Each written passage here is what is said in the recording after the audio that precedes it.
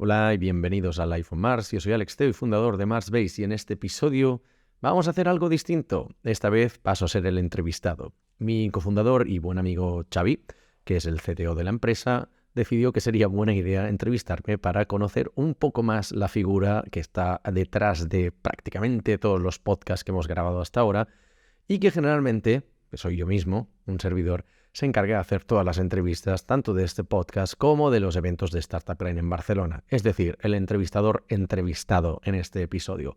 Hablamos de temas muy interesantes. No quiero alargarme mucho en la presentación porque es un episodio bastante largo, donde tocamos desde los orígenes de la empresa, hablamos de temas de educación, hablamos de temas de expectativas, hablamos de las proyecciones que nos hacíamos cuando creamos la empresa, hablamos de tecnología, hablamos más bien poquito, hablamos un poco más de negocio y de los perfiles que tenemos en la empresa, hablamos de política y del tema como el ascensor social y temas de meritocracia, titulitis, son temas candentes, hablamos también de relación con gente poderosa y de otros temas que seguramente van a traer cola. Así que sin más dilación os dejo con este episodio, con un servidor y con un magnífico entrevistador que es Xavi Redó, nuestro CTO. Adelante. Hola, buenas tardes, Alex. ¿Qué tal? Contento y no sé, como intrigado a ver qué me espera. Hoy vamos a hacer switch de roles un poco, va a ser interesante. Ya veremos qué tal sale, porque la verdad es que yo tengo cero experiencia haciendo entrevistas, así que me he preparado unas cuantas preguntas, ha sido un mini guión, pero no sé si son muchas, si son pocas, si voy a poder llenar 1 hora, 2 horas, 3 horas, no tengo ni idea.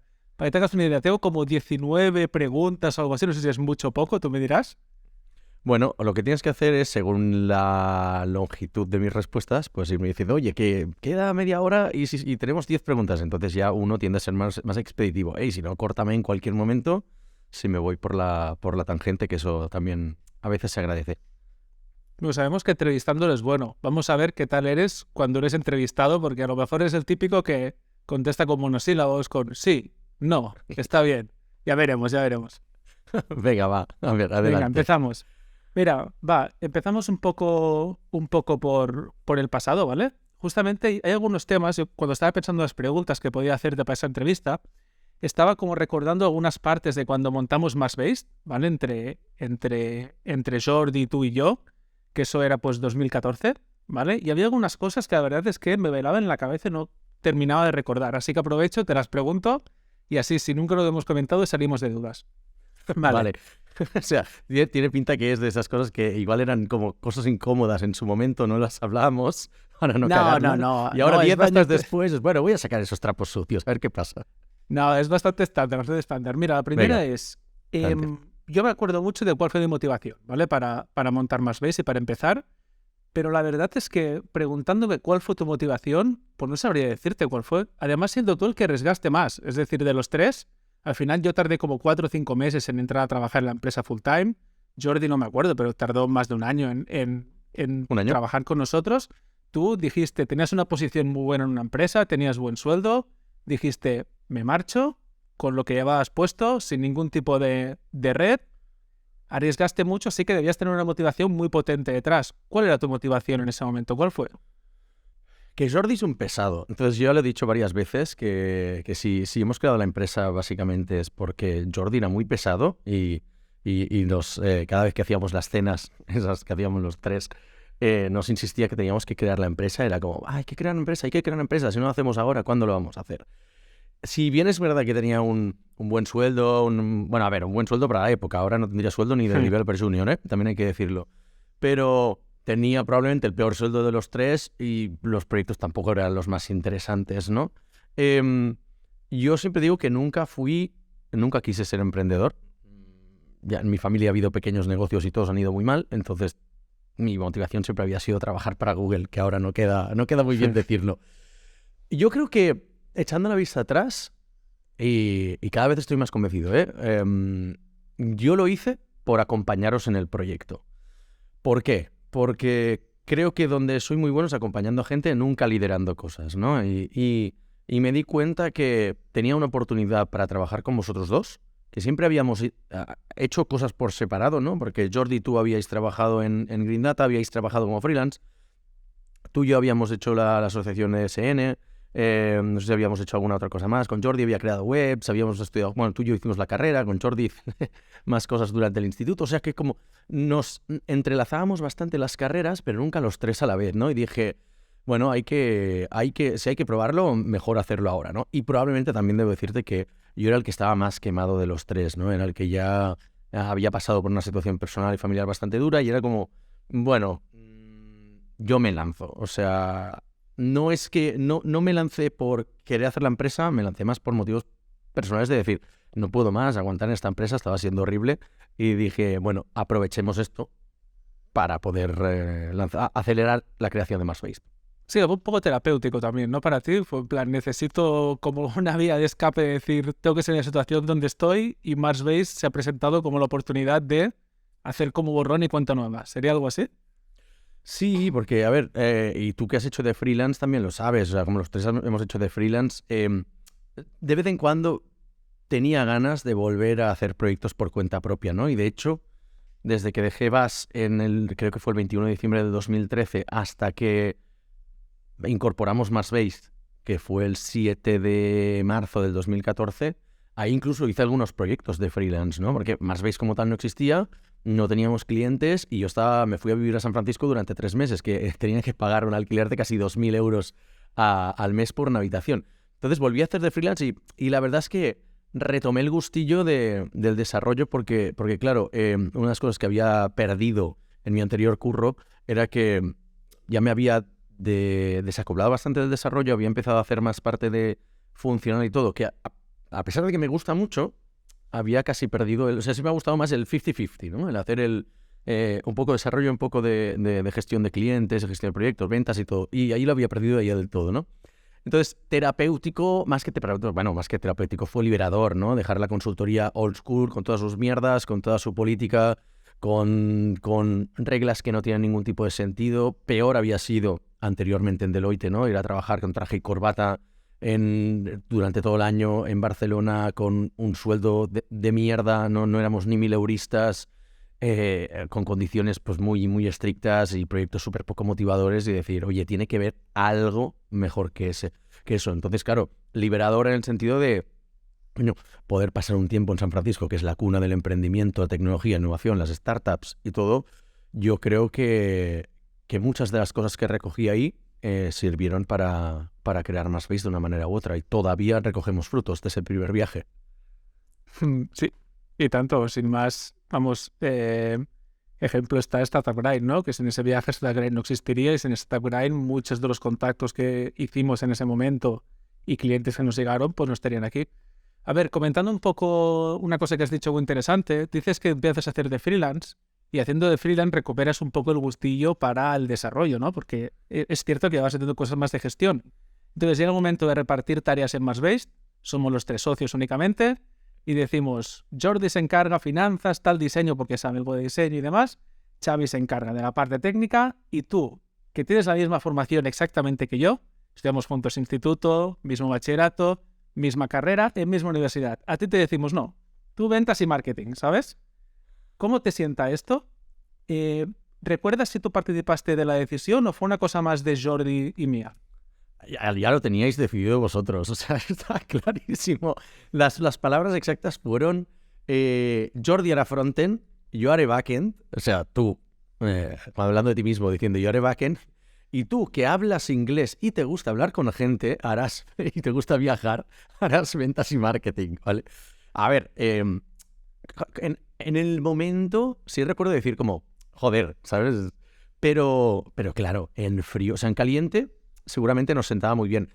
En frío tenía toda la lógica del mundo, ¿no? Porque de los tres, el que había tenido más experiencias con cosas fuera del desarrollo, salvo la gestión, porque Jordi sí que estaba de CTO, ¿no? Si no recuerdo mal, en Green Data, pero yo ya había ejercido también, pues, tanto por la parte de marketing y de comunidad en SN, ¿no? Una experiencia en la asociación esta que montamos.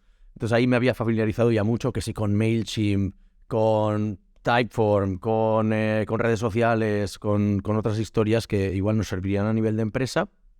Y también es verdad que vosotros ya lleváis trabajando con las tecnologías con las que fundamos Marsbase, ¿no? O sea, es decir, Ruby y Angular. Y yo no tenía experiencia con ninguna de ellas. Y de hecho, el haber trabajado en consultoras tan tradicionales es que prácticamente yo no había hecho ni JavaScript. O sea, es que el JavaScript que había hecho yo me había quedado en desactivar botón derecho en el Internet Explorer. O sea, esas mierdas. Lo más moderno había hecho era Java 7. No, y luego también software. O sea, por un lado, Java, que ya requiere mucho más equipo y no era ágil y no nos permitía hacer, eran proyectos que no íbamos a hacer, o luego software prepaquetizado que tampoco íbamos a hacer, ¿no? O sea, no íbamos ni a instalar ni Salesforce, ni Vignettes, ni Livephrase, ni mierdas de estas, porque tampoco era lo que queríamos hacer cosas a medida. Con lo cual, con retrospectiva, todo el sentido del mundo.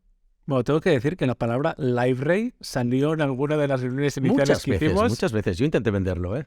Suerte que ahí yo me puse bastante tozudo y dije, no vamos a hacer nada de esto de Liveray, ni vamos a hacer Java, ni vamos a hacer cosas de este estilo. No. De hecho, también, a ver, claro, o sea, ahora es fácil decirlo y porque tuvimos bastante aceptación desde el principio que la gente nos compró nuestras tecnologías, pero no era fácil. O sea, Ruby no era popular, Angular todavía no era estable realmente porque era Angular JS todavía, entonces no se había llegado ni a las versiones que luego dieron el salto al corporativo. Trabajábamos en remoto, el desarrollo a medida era caro y no se lo confías a cualquier empresa. Teníamos todas las de perder. Entonces, claro, mi lógica era la de yo vengo de vender o de hacer preventas en software prepaquetizado, vosotros también, ¿por qué no empezamos haciendo algo así que igual va a ser más fácil? No llegamos a poner WordPress sobre la mesa, creo, pero para mucha gente seguro que es la primera opción. Correcto. Hablando de esto, ¿cómo te sienta a ti el hecho de que, claro, yo estaba haciendo al final de CTO, llevaba la parte técnica, estaba programando, que era lo que había estado haciendo hasta ahora, pero tú al final estás haciendo una cosa que son las ventas que no has tenido que hacer realmente mucho en tu vida. Entonces, de los tres, eras seguramente el que te estabas enfrentando a lo desconocido, ¿no? A hacer una cosa para la cual no has sido preparado. ¿Cómo te siente esto? Es decir, ¿lo ves como un reto? ¿Lo ves como un mierda? ¿Sabes? Es decir, ¿qué estoy haciendo? I don't know what I'm doing. Lo vi jodidísimo. O sea, recuerdo en el momento que cuando dijimos esto de que yo me iba a encargar de las ventas, dije, bueno, pues ya ens ho trobarem, ¿no? O sea, que ya veremos. Es decir, a ver, no podíamos perder mucho. O sea, recuerdo que constituimos la SL, metimos los 3.000 euros conjuntamente y dijimos, solo vamos a meter este dinero. Aparte, yo tenía 1.000 euros solo en el banco. O sea, yo puse esos 1.000 euros y ahí se quedaba, no tenía más. O sea, nos dimos el tiempo que nos daba ese dinero. 3 meses, ¿no? De marzo hasta junio. Y si en junio habíamos acabado la pasta que había en el banco, se acababa la empresa, ¿no? O igual podíamos estirarlo de alguna manera, porque no cobrábamos sueldos, pero entre notarios, comisiones del banco y abogados, no sé qué otras mierdas, nos quedaban 3, 4, 5 meses de pasta en el banco, ¿no? Bueno, y los servicios que pagábamos. Entonces, no había mucho que perder, la verdad. Por otro lado, es verdad que no incorporamos la empresa hasta que no tuvimos el primer cliente, ¿no? El fatídico Paella Solé, que ya la gente del podcast ya empieza a conocerlo, que tampoco nos alargó el runway, porque de los 700 euros que facturamos nos pagaron 200, con lo cual tampoco nos daba ni para pagar prácticamente Trello y Google Workspace. Pero entonces la presión era alta, sí, era alta, pero por otro lado yo ya había hecho de freelance. Había estado acostumbrado siempre a saber sacar dinero de algún lugar u otro, ¿no? Siempre he hecho alarde de mi capacidad de haber sobrevivido a base de becas y de subvenciones toda mi vida. Entonces, claro, de alguna manera sabía que la desesperación agudizaba el ingenio, ¿no? Y podríamos conseguir algún cliente por pequeño y por mierda que fuera. La suerte nos llevó un poco la contraria en este sentido. O sea, que a partir de ese proyecto nos llegaron cosas no buenas, muy buenas. Porque por un primer cliente de 700 euros, al segundo de 20.000 y al tercero de 40, hostia, ahí es donde creo que nos dimos cuenta que el truco no era vender muchos proyectos pequeños, el truco era ir a un proyecto grande cada X meses. Y ahí fue cuando cambiamos la mentalidad y dijimos, hombre, yo no me veo capacitado para vender 10 WordPress o 10 webs, porque queríamos empezar haciendo webs, si te acuerdas. Sí. 10 webs al mes, que era lo que daba para... Hacías los números, era para tener 3 sueldos, ¿no? Y decíamos, no, pero si vendemos un proyecto de 20, 30, 40.000 cada 3 meses, da para pagar 3 sueldos. Entonces ahí, yo creo que ahí fue el cambio realmente. Y no te diré se me pasó el miedo, porque porque lo he tenido durante, sobre todo los 2 primeros años, y luego recurrentemente, de vez en cuando, vuelve, pero sí, o sea, lo vi más como un reto porque teníamos muy poco a perder. Sabía que, en cualquier caso, si la empresa se iba a la mierda, no íbamos a tener un empleo al día siguiente. Muy bien. Hablando de los inicios, ¿vale? Y de un poco el recorrido que fuimos haciendo y lo que tú pudiste aportar, ¿cuál crees que ha sido tu skill principal o el rasgo de tu carácter o de tu manera de trabajar que más benefició a Marsbase durante estos primeros años? Y no lo de alguna cosa que aprendieras durante el proceso, sino algo que ya llevaras desde antes, que llevaras en la mochila. El saber hablar con cliente. Yo creo que el hecho de haber hecho de freelance, el hecho de haber pues creado una asociación, el hecho de en mi anterior empresa, o de haber empezado también en Deloitte, donde tienes contacto con cliente muy grande desde el principio, directamente, yo creo que eso ya te da un cierto bagaje a la hora de hablar con más seguridad y de transmitir confianza en las reuniones de venta, ¿no? En base a ejercicio de preventas, eso también ayuda. Y seguro que el hecho de haber crecido en un negocio familiar orientado a la venta al público también, porque durante los años he tenido que hacer muchos trabajos también de estos pues más un poco cualificados en este sentido, de cara al público, y eso me ha formado mucho. O sea que por Claro, eso al final siempre si digo no la has importancia de hablado, estos trabajos. claro, si al final no has hablado nunca con algún cliente, no has estado de cara al público, ¿cómo vas a vender un proyecto de 20.000 euros? ¿No? Es decir, básicamente se te cae el mundo encima, ¿no? Cuando tienes que hablar con el cliente para convencerle de que tu propuesta es la mejor. Así que, No, bueno, y aparte tiene sentido. los developers generalmente no somos gente. O sea, yo porque pegué un gran cambio durante el Erasmus y me conciencié a abrirme, porque yo era hiper introvertido, hiper tímido antes de irme de Erasmus, y nunca jamás habría podido hacer, o sea, habría acabado siendo el developer típico y tópico de desarrollar durante el día para empresa y por la noche open source, y o sea, estar 14 horas picando código y nunca hablando con gente, ¿no? Más que por Discord. Entonces, no sé, hubo un cambio transformacional también a nivel de persona, que creo que ha ayudado a desarrollar este skill que ahora la gente ve, pero ha llevado muchos años de transición. Vale, entonces hasta ahora hemos hablado del, digamos, skills o cuál era la característica que tú ya entraste en Marsbase y tenías y que ayudó. ¿Cuál es la cosa que Marsbase te ha enseñado o que has aprendido dentro de Marsbase y que crees que está impactando más positivamente en tu trabajo dentro de Marsbase? La constancia. Yo siempre esto lo veo clarísimo, porque, y tú lo sabes, y vosotros lo habéis sufrido, que yo siempre he sido una persona completamente anárquica y desorganizada, y llegó un punto en que dije, no puede ser. O sea, tengo que empezarme a esforzarme, a ser constante, a poner metodología en lo que hago, ¿no? A decir, pues esto se va a hacer así, y voy a reportar cada viernes, y cada lunes pues escribo a los clientes, me organizo el trabajo de tal manera, tengo que hacer tantas cosas por semana, porque... Y me forcé, o sea, pasé, no de la noche al día tampoco, pero bastante abruptamente, pasar a ser un solo player, ¿no? A prácticamente a decir, no, pues mira, o sea, todo tiene que ser por la empresa en este sentido, y creo que la empresa en general se beneficia de que yo sea una persona más constante, no sé si 100% organizada, pero mucho más organizada que en los inicios. Y claro, de esa constancia, de hecho, muchas veces, siempre lo comento, ¿no? Que algunos clientes hemos ganado porque durante 2 años o 3 he estado manteniendo el contacto con gente, o incluso 7 años, ¿no? Singularu los conocí en 2014 y firmamos en 2021. Pero con los años fui manteniendo el contacto con Paco, no hablábamos súper regularmente, pero bueno, pues de vez en cuando ir hablando, pam, pam, y esa constancia al final te la suelen recompensar. Y yo creo que para mí es el cambio más grande. ¿Y tú crees que si, por ejemplo, alguien es una persona desorganizada, caótica, puede llegar a hacer una empresa que sobreviva durante largo periodo de tiempo? ¿O es un requisito que tú lo ves como imprescindible para poder mantener una cierta estabilidad y poder hacer una empresa que pueda vivir? Mira, yo ya he visto de todo. Entonces, seguramente la distribución normal de las empresas te diría que generalmente no, pero siempre habrá outliers que te confirmen que puede haber excepciones, ¿no? Seguramente no es sostenible en el tiempo ni puede ser una empresa muy grande, pero sí, y nosotros conocemos, tanto tú como yo, gente completamente desorganizada, gente que son un puto desastre y tienen empresas que llevan 20 años.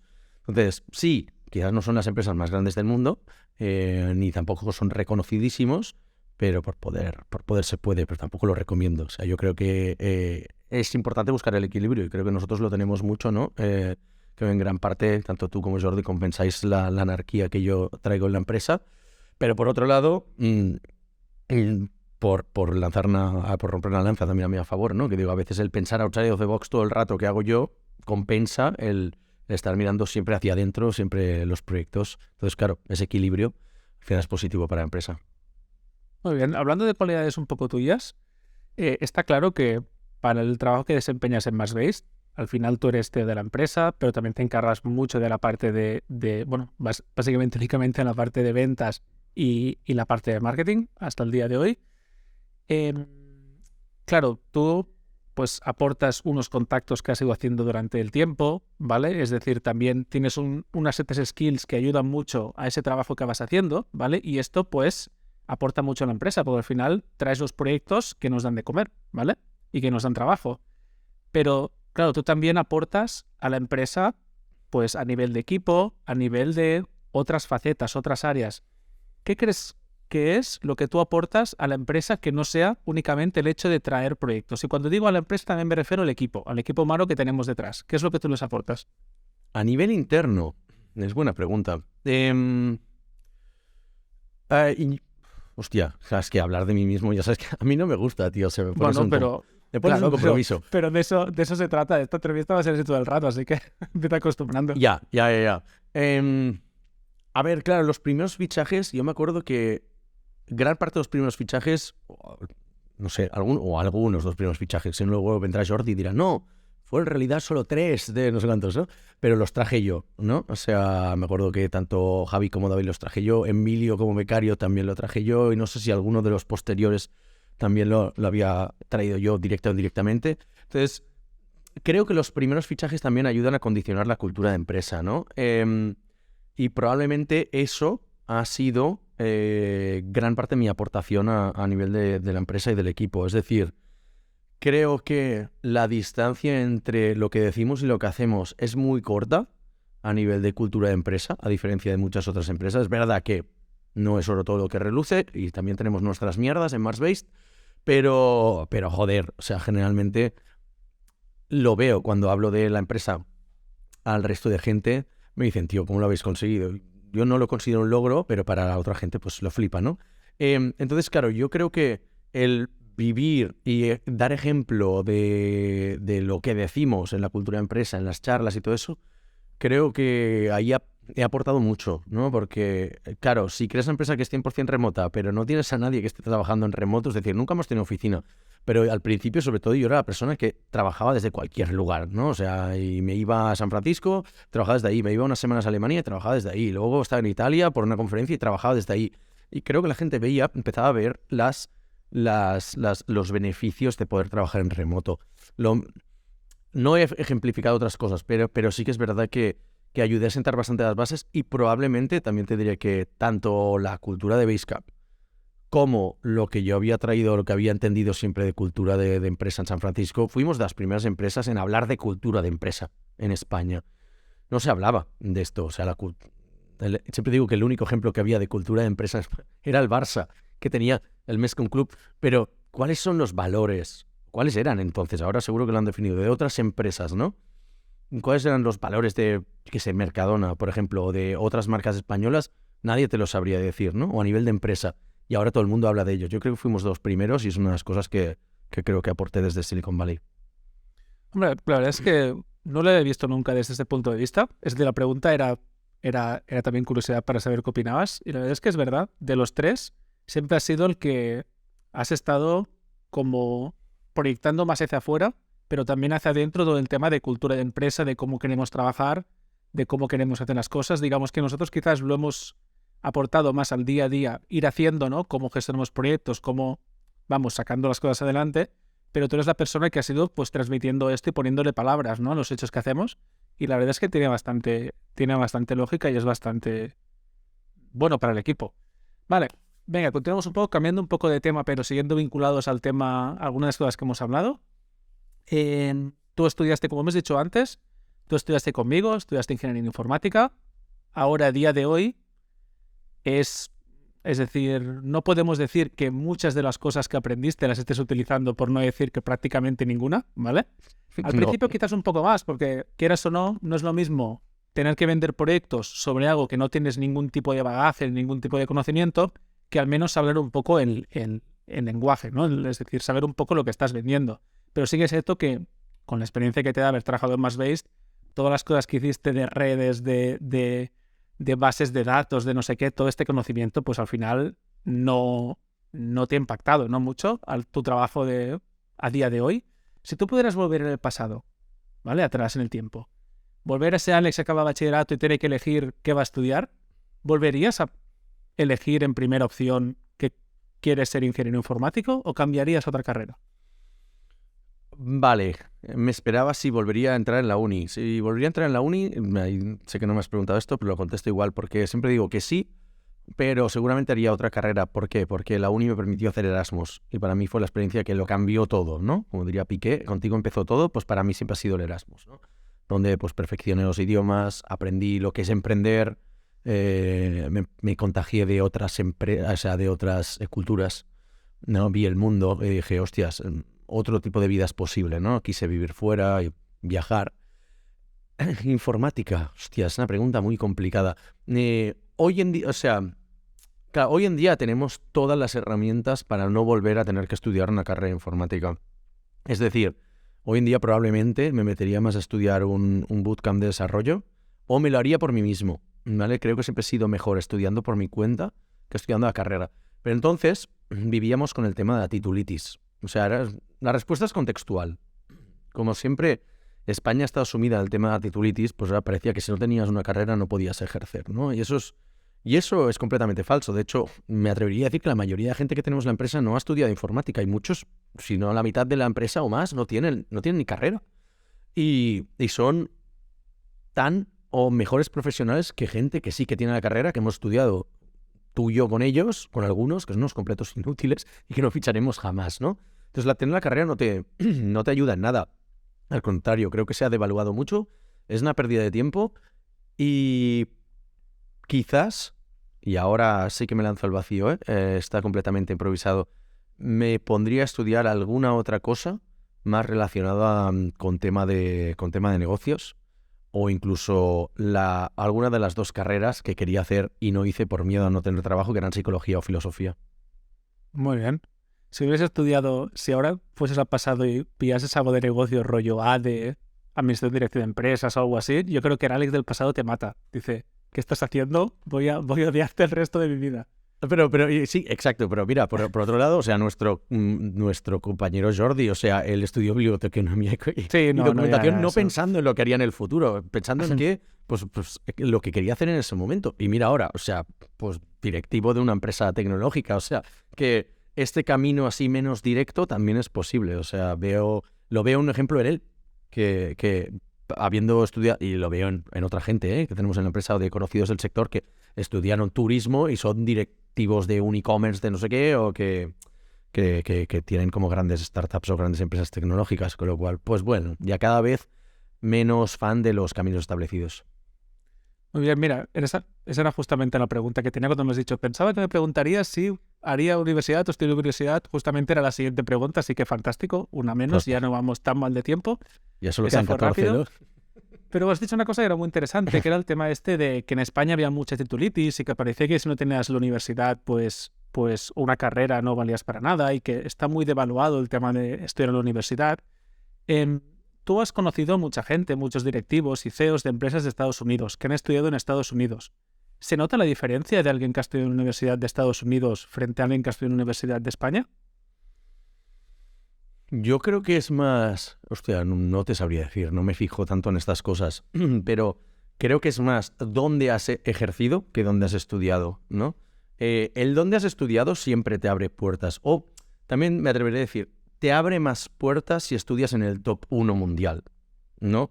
Si has estudiado en MIT, en Harvard, en estas, te abre muchas más puertas que el resto de universidades. El resto de universidades son del montón, digan lo que digan, ¿no? O sea, te pueden decir, en la universidad tal, no, es que es muy buena en esto.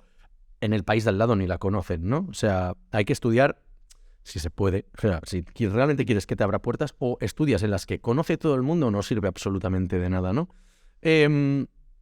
Entonces, yo creo que es más una persona que haya estudiado aquí y que luego haya dirigido empresas muchos años en Estados Unidos con la cultura que tienen, con las otras realidades geosociales que tienen, incluso económicas y todo, creo que es distinto.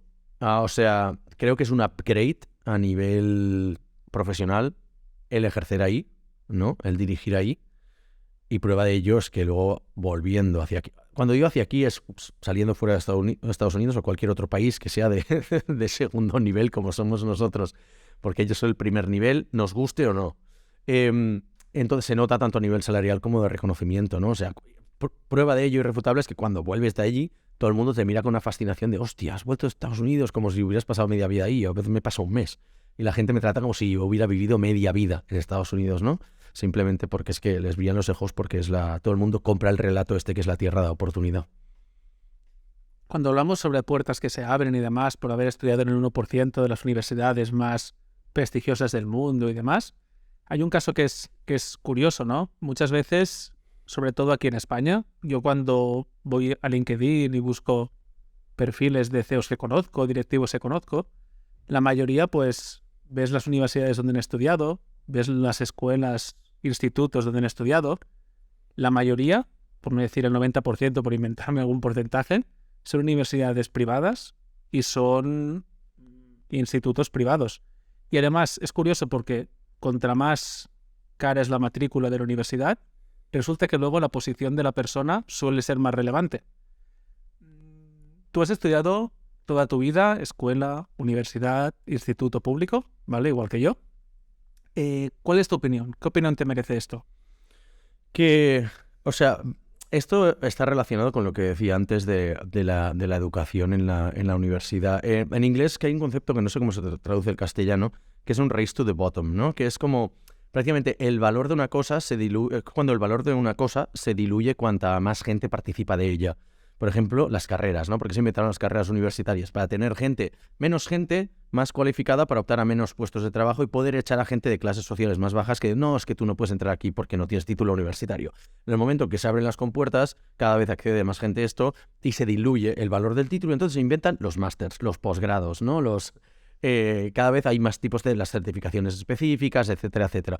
Y es un race to the bottom, porque al final lo que estás haciendo es como, el concepto es de cada vez va entrando más gente, nos estás haciendo promocionar más, pero es contraproducente, o sea, los incentivos no están alineados, ¿no? Entonces yo creo que ahí pasa exactamente lo mismo. Hay un filtraje muy clasista, que es el de las universidades, y por eso cuando se habla de las business schools y todo eso, que tiene los privilegios de acceder a puestos de trabajo, no tanto por su cualificación, yo creo que es más porque el emprendimiento y los negocios son un juego de ricos, ¿vale? Entonces ahí como outsiders nosotros siempre digo, más veis, somos como la barquita con la bandera pirata que estamos ahí navegando este mar de donde los piratas son nosotros, de los barcos más grandes. Claro, o sea, en realidad, ¿quién puede acceder a esos sitios? O sea, generalmente ya es hijos de ricos, que es un trámite, es un puro trámite el hecho de que estén estudiando ahí. O sea, les dicen, bueno, sí, mira, el día de mañana te voy a contratar para ser consejero de Repsol, pero hazme un favor, pasa por ESADE. Pasa por IES. No que lo necesiten. O quizás lo necesitan por un tema de homologación interna, pero vamos, me atrevo a decir que eso es un pay to play clarísimo. Entonces, y eso lo vemos, o sea, lo vemos también a nivel de tanto de startup, o sea, creo que es irrelevante, tanto de startup como en corporate, pasa lo mismo y es igualmente desalentador para el resto de gente, porque ves que es una cultura que no se acaba. O sea, de vez en cuando hay un haz de ilusión en el mundo startup, pero dices, hostia, mira, estos no vienen de hijos ricos, y luego rascan un poco y dices, me he equivocado, sí. Pero un poco lo más, ¿no? Que todo el mundo pensaba que venía de orígenes humildes hasta que vas a su abuelo y entonces ves que, bueno, que... Su padre mismo. No era el padre, pensaba que era el abuelo únicamente el que tenía las historias ahí en Sudáfrica y demás. Bueno, todos, pues... No hay excepciones, tío. La excepción somos nosotros. Mira, ahora estamos entrando en el terreno de las opiniones controvertidas, ¿vale? Porque al final tú, si por algo te has caracterizado, y lo puede decir cualquier persona que te siga en Twitter o que te escuche hablar, es que tienes opiniones fuertes que pueden llegar a ser controvertidas a veces, ¿vale? Es una de las cosas que tengo que decirte que más te he recriminado, sobre todo al principio, porque yo siempre he sido al contrario, es una persona que quizás no tiene tantas opiniones fuertes o se las tiene y no las defiende tan públicamente. En cambio tú, pues lo haces, eso yo te lo he recriminado, pero también lo admiro a partes iguales, ¿vale? Aunque quizás más secretamente, quizás no te lo he comentado tanto, pero la verdad es que lo admiro mucho. ¿Crees que con el tiempo, a medida que vas cogiendo más responsabilidades o que hemos cogido más responsabilidades en Marsbase y estemos haciendo crecer la empresa, más gente depende de, al final, los proyectos que puedas traer, los contactos que puedas hacer? ¿Crees que te has moderado un poco en tus opiniones o en expresar públicamente tus opiniones o crees que has sido fiel, te has mantenido fiel a tu estilo? No, yo creo que al contrario, creo que me he desatado más. Porque al principio, y los tres, lo teníamos más o menos claro, pero en distintas medidas, ¿no? O sea, el concepto lo teníamos claro, que era el como, joder, no podemos pasarnos mucho con según qué temas, pero había maneras y maneras de hacerlo, ¿vale? O sea, yo sí que tenía más claro que cuando empezábamos la empresa por pequeño, o sea, éramos tan pequeños que era exactamente igual lo que hiciéramos porque nadie nos iba a ver. Y creo que vosotros dos siempre habíais estado como, no publiques esto en el blog, no pongas en el Twitter. Digo, tenemos 3 followers, o sea, ¿qué más da? O sea, no nos va a ver nadie. Tendríais que tener más miedo ahora, que tenemos, yo qué sé, 1000 y pico seguidores en LinkedIn. Yo tengo como 5 o 6.000 en Twitter, la newsletter tiene no sé cuántos, Startup Brain tenemos casi 10.000. Ahora es cuando yo tendría que empezar a tener más miedo de las cosas que digo y es donde empiezo a tomar un poco más de vértigo cuando pongo según qué cosas. No porque me modere, al contrario, creo que son mucho más pensadas en el sentido de que quizás, o sea, no es que modere el mensaje, modero la manera de decir las cosas, ¿vale? Porque podría ser muy impulsivo y quemar muchos cartuchos, pero creo que se puede decir lo mismo de muchas maneras y sin mucho, como es, fuego aliado, ¿vale? Te explico, algún tweet o contenido muy, muy ofensivo para alguien, pero justificado, injustificado no lo hago, ¿no? Pero creo que se puede matizar mucho mejor con el tiempo y ahora, y se tiene que hacerlo, ¿no? Porque, o sea, al final cuando tienes, alguien decía que cuando tienes, o sea, la gente crece en seguidores en social media y sigue posteando las mismas mierdas. O sea, tú gritarías desde el balcón de la plaza de ayuntamiento a 5.000, 10.000 personas, gritarías mierdas, no sé, ¿sabes? La primera cosa que te pasa por la cabeza, no. Entonces, ¿por qué lo haces en Twitter? Que es más o menos lo mismo, ¿no? O sea, conceptualmente es más o menos lo mismo. Entonces, cuando lo piensas bien, evidentemente siempre hay alguna cosa en caliente que cae, pero te das cuenta que la gente olvida muy rápido y que la mayoría de las veces la gente le da absolutamente igual o pasan de ello, ¿no? Como mucho te hacen un unfollow. Pero, hombre, lo que tienes que evitar es meterte en problemas legales como pues menciones de marcas o acusaciones a personas con nombres y apellidos que no estén fundadas. Pero si están fundadas, oye, pues adelante, ¿sabes? No sé, yo creo que no me he moderado, al contrario, creo que me he radicalizado más con algunas cosas porque te das cuenta que al final la mayoría de gente, o sea, si no digo que lo haga para llevarnos prensa, pero la mayoría de gente tiene opiniones muy aburridas y tiene muy pocas cosas a decir y habla demasiado.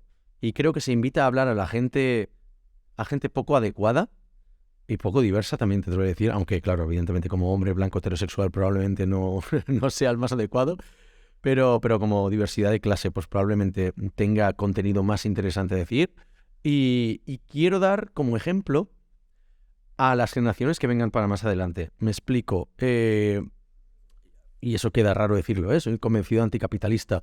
Ya dirás, joder, pero tú estás loco, tío, ¿cómo puedes ser empresario y ser anticapitalista? Bueno, Esa es la siguiente pregunta, tranquilo, que ya llegará. Es que me la hicieron en un evento donde el CEO de Strands, Eric, que es cubano, ¿sabes? Me dice, a ver, colega, no me puedes decir que es anticapitalista, yo soy cubano. Y digo, bueno, yo no digo tanto o sea, si algún día alguien se tiene que acordar de mí en generaciones posteriores, quiero que se me recuerde como, él ya habló de esto, ¿no? Porque es muy fácil hacerlo pues a toro pasado, ¿no? Y decir, hostia, no, yo ya no creía en esto, yo ya era feminista en los 90, ¿no? Yo ya era antirracista, no sé qué, yo estaba en contra de la guerra cuando estaba Aznar. Ya, Bueno, pero, oye, pero la gente te lo dice ahora. No, dilo en el momento. Poca gente se moja en el momento sobre ciertas cosas que son muy controvertidas, ¿no? Entonces, bueno, yo al contrario, yo creo que digo, tengo muy poco a perder y mucho a ganar. Con los años hemos visto que hemos fortalecido más las relaciones con según qué clientes, estén de acuerdo con esta ideología o no, ¿vale? Porque pues tenemos la gente de NICE está mucho más de acuerdo, más cercana a nuestra ideología política probablemente que otros clientes, pero hay otros clientes que están muy lejos de esto, pero nos respetan porque lo podemos hablar con ellos. Y lo hablamos en persona y cuando quedamos y cuando tomamos algo y todo, y nos respetamos. Entonces yo creo que también lo hemos hecho siempre desde un ángulo positivo. Y también te diré, y ahora critica un poco al sistema.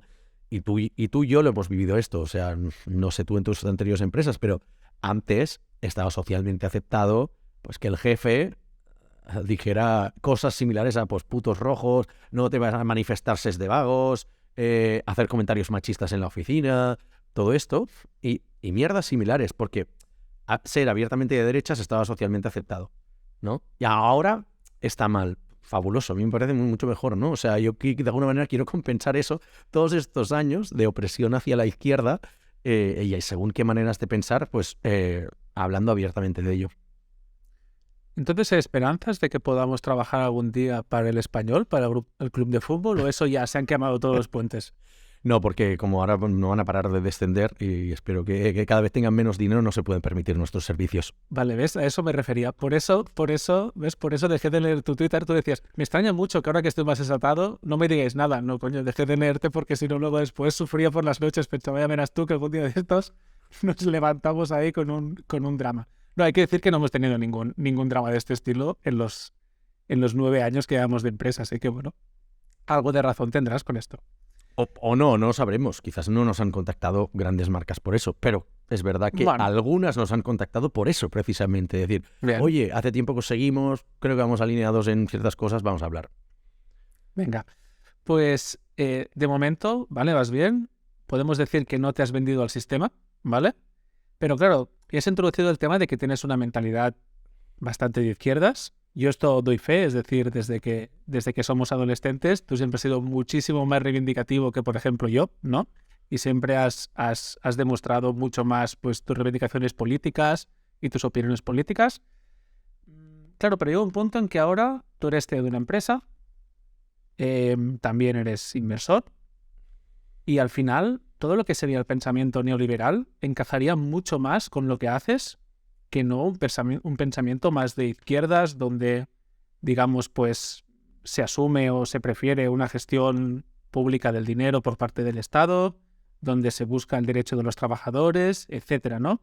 ¿Cómo llevas tú esa contradicción? ¿Cómo vives con ello, no? Es decir, que por una parte es el mundo neoliberal el que te tendría que encajar más o ayudar más, ¿no? Pero en cambio, pues tu ideología es otra. Porque creo que todo el mundo piensa con el mismo molde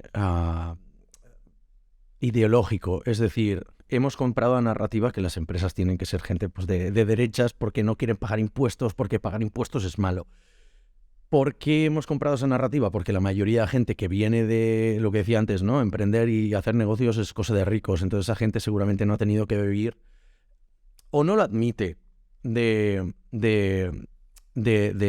temas sociales, ¿no? O sea, no han llevado a sus chicos a la escuela pública, pero siguen utilizando las autopistas y los hospitales y otras cosas que evidentemente se financian con dinero público. Te diré, muchas startups que tanto rajan del tema, o tantos inversores que rajan de administración pública y todo eso, luego cuando crean fondos de inversión lo hacen tomando dinero público también, ¿no? O bien que financian sus empresas con créditos como Enisa, que al final es dinero público para dilapidarlo con sus startups de juguete, ¿no? Entonces, a mí eso me parece tanto más hipócrita que lo que pueda estar haciendo yo, ¿no? Entonces, viendo que la ideología liberal es esa que por la cual todo me parece muy bien y soy muy progresista hasta que me afecta a mí, entonces me vuelvo una persona completamente conservadora. Para mí es exactamente lo mismo. Yo he vivido siempre de subvenciones públicas. Mi familia, lamentablemente, ha tenido que vivir con pensiones y con otro tipo de ayudas del Estado, pues lo que decías tú, ¿no? Becas para poder estudiar, becas para pues, por familia divorciada, becas por dependencia, por discapacidades en la familia, etcétera, etcétera. a mí me ha afectado. Entonces creo que eso de alguna manera, aparte de haberlo mamado por un lado de la familia, pues ese pensamiento se adecua más o lo veo como una visión más justa del mundo. Entonces, bueno, lo que decía antes, yo creo que es como lógico, es consecuente con mi manera de ser, y también te diré, creo que el pensamiento y la visión de vida neoliberal, que al final es lo que critico yo siempre, ¿no? El ubercapitalismo al que nos está llevando la tecnología, que es que hace que la sociedad cada vez sea más individualista. Y creo que eso es un error, porque estamos perdiendo cosas como el colectivismo, la cooperación. Se está comprando también la narrativa de las grandes corporaciones que el tema de los sindicatos pues es malo, es negativo. O sea, yo me acuerdo cuando mira, ese es un ejemplo muy claro.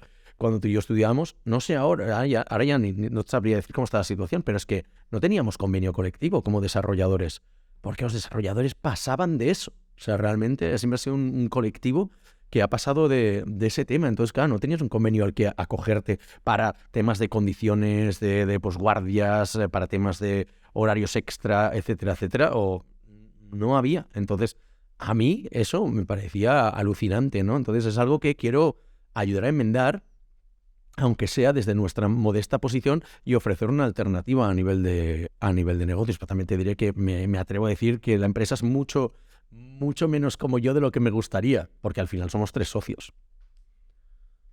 Si tú fueras el único socio, ¿qué cambiarías en la empresa? Para que se moldara ¡Hostia! más a... Claro, para que se moldara más a... Pero estamos hablando de tema ideológico, ¿eh? Ahora únicamente no de otros temas. Tendría el logo del Barça en la web. No. No sé si... No, en verdad, lo he dicho un poco por decir, pero no sé si cambiarían muchísimas cosas. A nivel ideológico no creo que cambie, porque también hemos sido bastante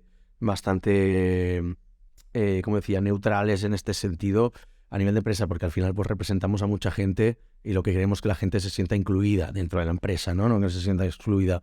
Entonces hemos tocado muy pocos temas en este sentido, a nivel público, a nivel de comunicaciones, incluso a nivel interno, ¿no? No creo que cambiaran muchas cosas.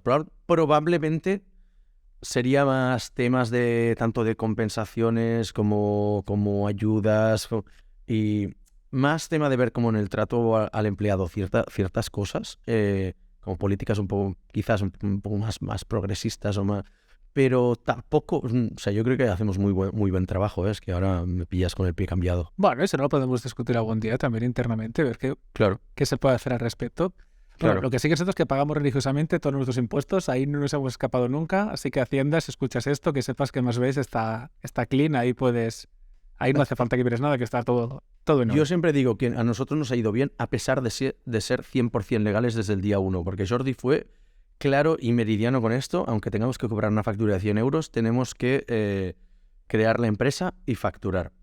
Aunque sean 100 euros, que puedes perfectamente hacerlo por fuera, y desde ahí lo hemos hecho todo. O sea, yo creo que estoy sorprendido que nos haya ido bien a pesar de lo legales que somos también, porque a veces pues eso, la legislación tampoco ayuda mucho. Bueno, el karma al final también, ¿no? Un poco, si haces las cosas bien, te pasarán cosas buenas. Bueno, es un poco... Yo no creo en esas mierdas, pero adelante. No, ya no sé, pero no sé. Sonaba muy hierbas eso. Sí, pero yo qué sé, si alguien no... Chief no Happiness cree, pues Officer, adelante. Sí, un poco, pero yo qué sé, ¿sabes?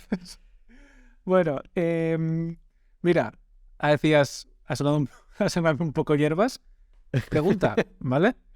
Tú eres CEO, ¿vale? Una cosa que tienen los CEOs es que tienen que estar encima de todo un poco, pero no tienen el foco normalmente de estar encima de nada, ¿vale? ¿Cómo llevas eso? ¿Sin volverte loco o sin entregarte a la cocaína u otras drogas? Sabía que de alguna manera tendría que salir alguna historia así. No, como has dicho lo de hierbas, digo, a ver si va a preguntar algo como lo de Elon Musk cuando saldrás fumando un porro en un podcast de Joe Rogan o algo así. No, ¿has visto cómo voy hilando los temas ahí? Parece un experto en entrevistador, vamos. Sí, de oído.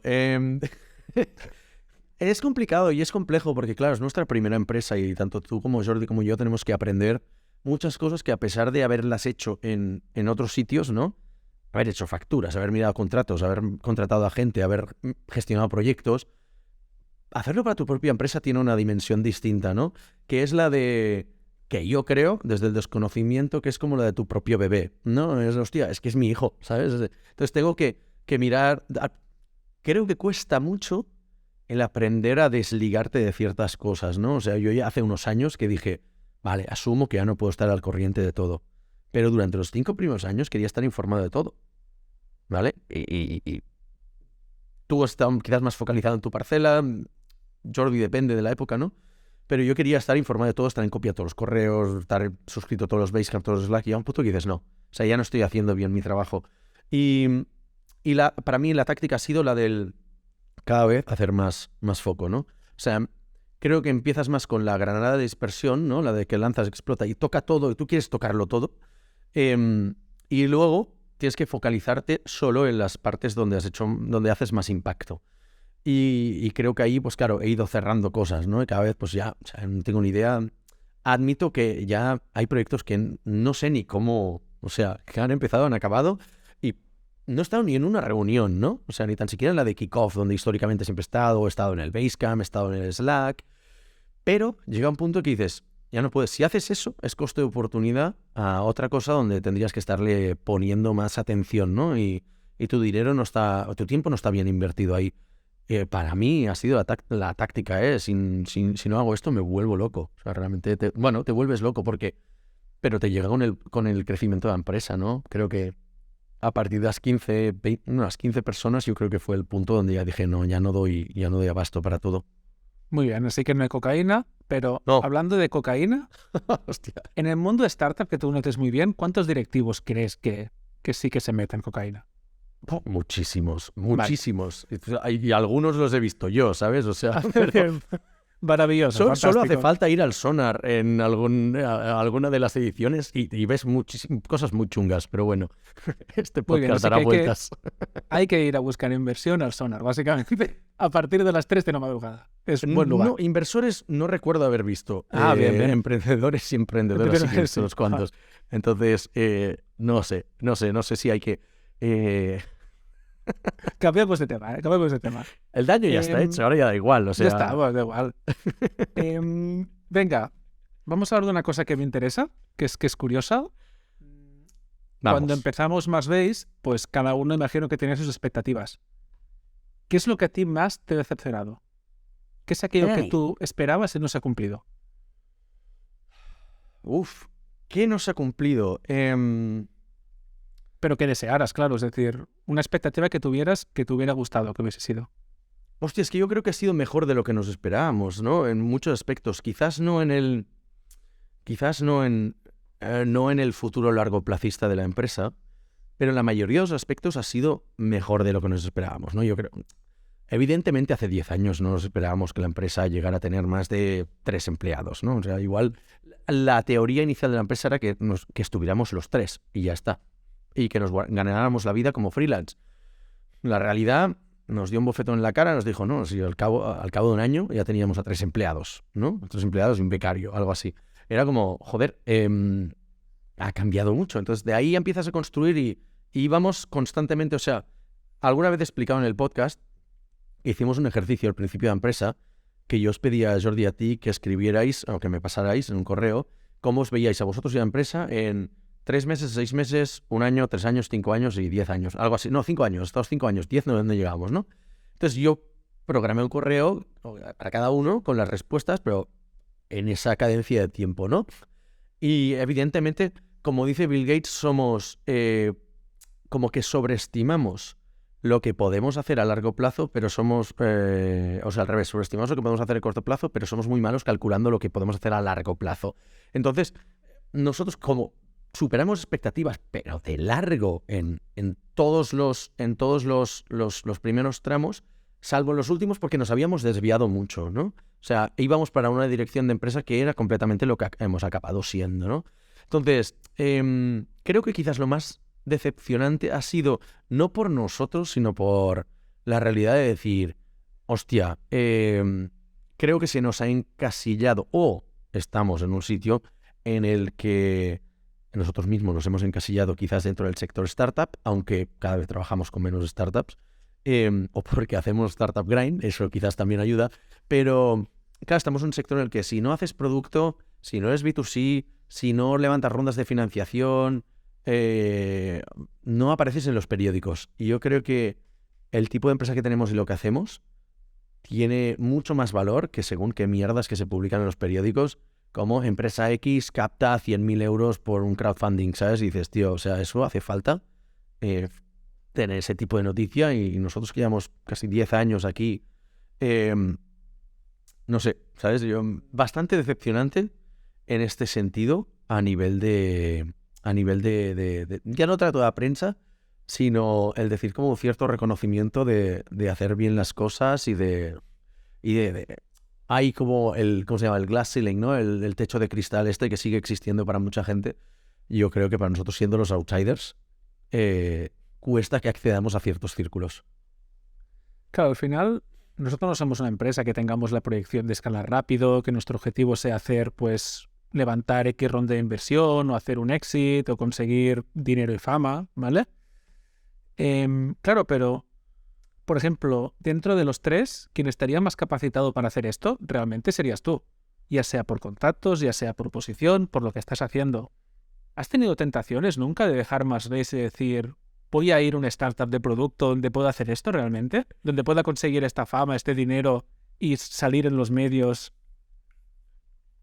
Estás aprovechando para preguntarme las cosas que son incómodas, no quieres preguntar en las reuniones de socios, ¿no? No. Es la parte final, he pensado, bueno, como ya estaríamos un poco más desatados, pues vamos a ir a hacer preguntas más.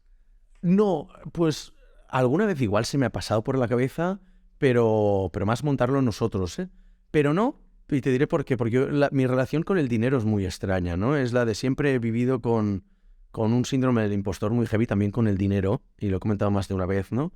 Nunca he estado cómodo teniendo, pues, o sea, antes de tener Marsbase nunca había pasado los 10.000 euros en el banco, ¿no?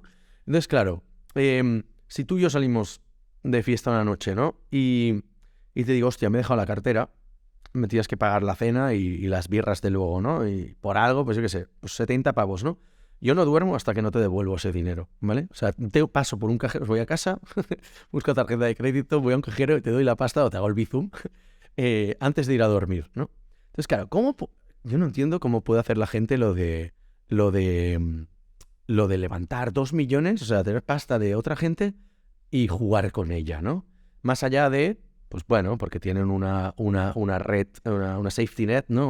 Una red de, no sé cómo se llama, de seguridad, o porque están acostumbrados a jugar con el dinero de otros, ¿no? Pero cuando solo has tenido acceso a tu propio dinero, es muy difícil que puedas pensar en el gestionar dinero de otros. Por eso yo me he convertido en inversor, porque es que yo no quiero gestionar mi propio dinero, quiero que lo gestione otra gente, ¿no? Para tener menos dinero en el banco. Dicho esto, no cada vez me veo menos haciéndolo, y suerte que no lo hice en su momento. Puede que hubiera ido bien, pero hostia, tener permanentemente este reloj de arena ahí de se te acaba el dinero, yo ya lo he tenido a nivel personal, ¿no? ¿Para qué tenerlo a nivel de negocios? Creo que lo que hemos hecho bien a nivel de Marsbase es que hemos creado un negocio que es sano desde el primer día.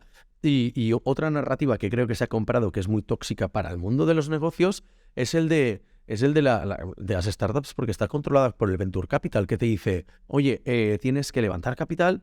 Ya dan por supuesto que vas a levantar capital, porque con eso puedes fichar a gente, te van a ayudar a prototipar, a idear, a encontrar el modelo de negocio, encontrar el product market fit, y luego con eso levantas más capital y puedes fichar más gente, escalar y levantar más capital, y entras en un círculo vicioso que es más adictivo que la heroína, que lo que te fuerza es que cada 6-12 meses estás levantando capital simplemente porque es como un esquema de Ponzi, ¿no?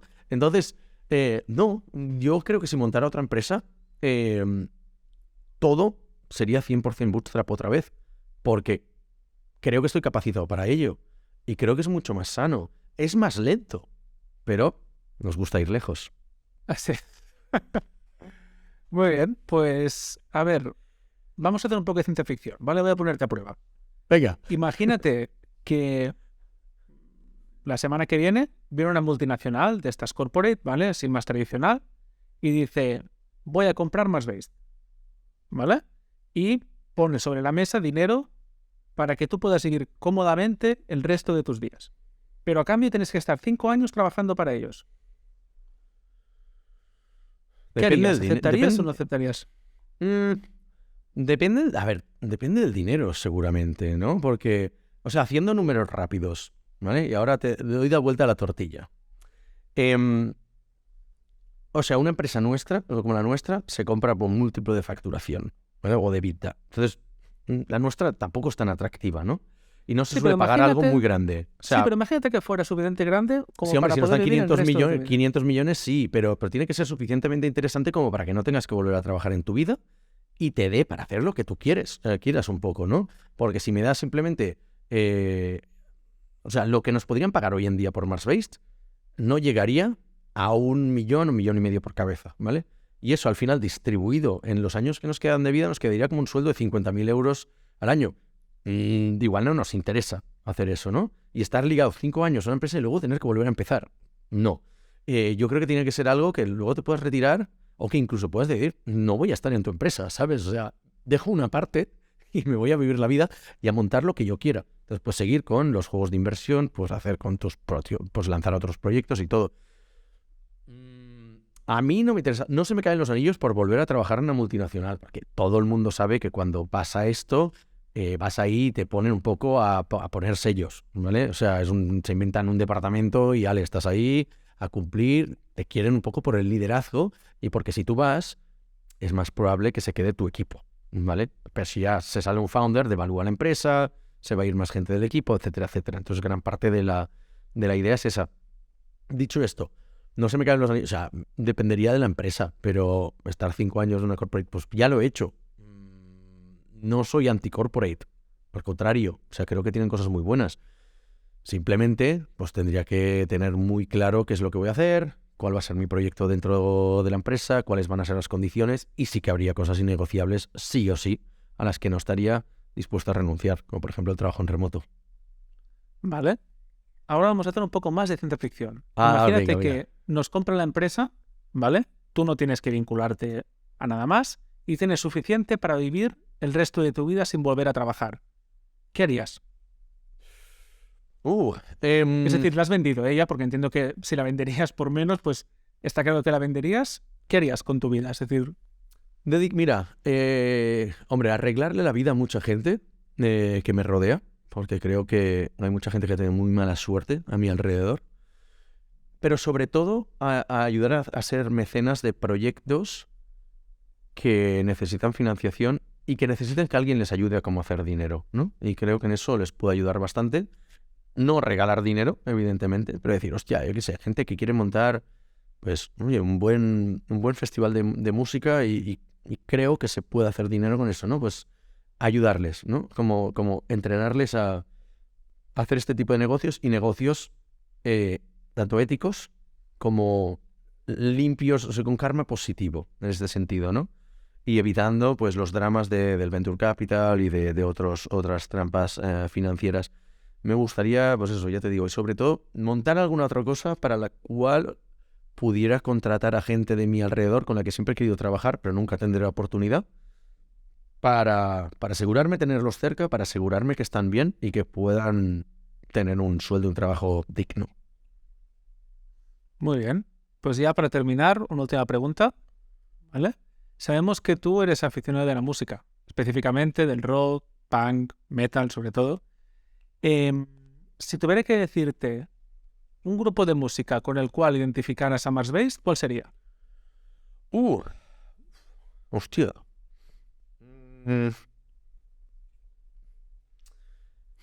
Hostia, es complicado, ¿eh? Sí, Tú lo muy sabes, o sea, random. es una pregunta muy random cabrona esta que no, pregunta, pero a ver. no tiene ningún tipo de fundamento ni ningún tipo de salida. Nada, pero mola mucho ves a hacerla.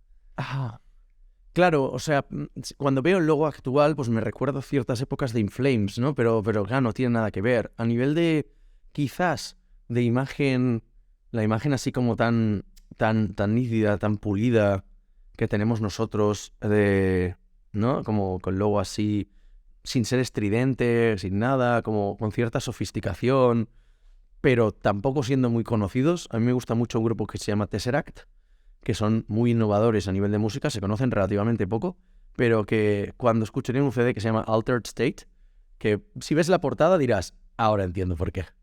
Vale, pues ahora no nos metemos tanto en la parte visual, sino que vamos a centrarnos más en la música, en plan canciones. ¿Qué canción crees que encajaría mejor como banda sonora de Mars Base? Y no me digas Life on Mars, que es el nombre del podcast, así que no vale. No, porque, claro, nosotros transmitimos como una cierta modernidad, ¿no? Un cierto vanguardismo. Entonces, claro, una canción del año 68, creo que es, Sí. siempre me ha chirreado un poco, pero bien podría ser una versión, ¿no? de esa canción. Alguna canción más... A mí me llamaría una canción un poco más futurista, alguna canción... Y tampoco es que seamos una empresa muy futurista, o sea, al final hacemos apps, ¿sabes? O sea, hacemos desarrollo, no hacemos rocket science, ¿no? No lanzamos cohetes al espacio ni nada. Pero debería ser algo como que suene bastante limpio, más... Mira, algo tipo Cult of Luna, que es muy ambiental, ¿no? Algo tipo... O sea, con muchas pausas, muy instrumental, canciones largas, progresivas, sin ser abrumadoras, pero un poco como más de ambiente. Te haría por algo de ese estilo. Daddy Yankee no, ¿verdad? No. No. Eso sería si tú fueras el CEO. Probablemente. Muy bien, pues nada, así la gente que nos escucha pues puede coger y puede descubrir un grupo nuevo que no conoce mucha gente y redescubrir, si no los conocía, pues canciones de Cult of Luna, que la verdad es que es un grupo magnífico. Pues muy bien, ¿qué tal la experiencia, Alex? ¿Cómo ha sido sentirte entrevistado por tu socio? Bien, no ha habido pregunta de Pokémon GO, que lo he echado, o de Pokémon en general, pero no, joder, muy bien, tío, tienes muchas tablas, así que me puedes sustituir cuando quieras. Muy bien, fantástico. Pues nada, me alegro que te haya gustado y nada, lo dejamos aquí hasta otra edición del podcast. Hasta la próxima. Venga, chao, chao.